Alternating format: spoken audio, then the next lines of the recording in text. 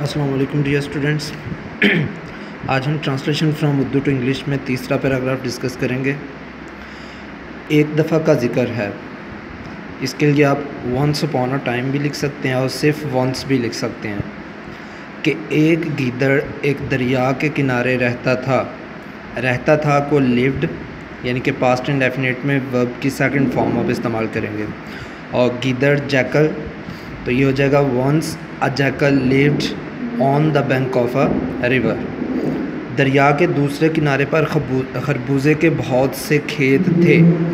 دوسرا کنارہ دا other side اور خربوزے کے کھیت میلن فیلڈز.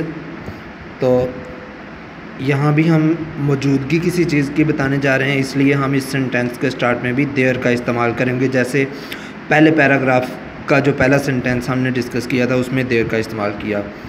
تو there were many melon fields on the other side of the river.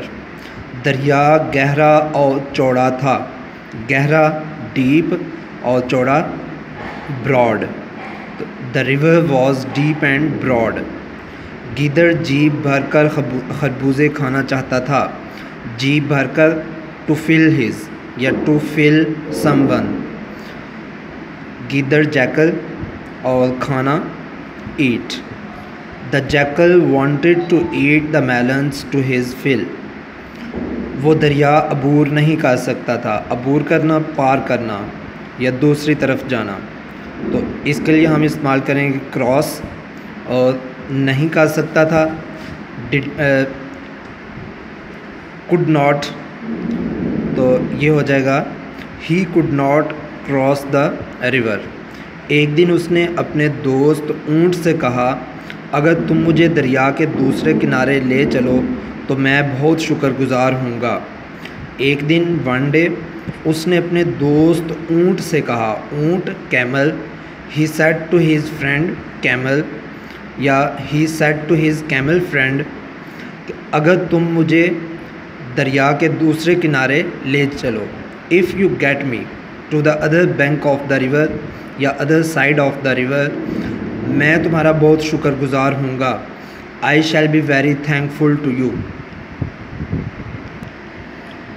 اونٹ رضامند ہو گیا یعنی کہ اونٹ نے اتفاق کر لیا اس سے. اونٹ اس کی بات مان گیا. The camel agreed. گیدڑ اونٹ کی پیٹھ پر چھلانگ لگا کر چڑھ گیا. The jackal jumped up on to the back of the camel. اونٹ دریا میں سے چلتا ہوا دوسرے کنارے پہنچ گیا. The camel reached the other side یا دا ادر بینک. گیدڑ خربوزوں کے کھیت میں گھس گیا اور مزے سے خربوزے کھانے لگا. دا جیکل انٹرڈ گھس گیا یا داخل ہو گیا. Entered the melon field and started یا and begin to eat melons with great delight یعنی کہ مزے سے کھانے لگا. With great delight.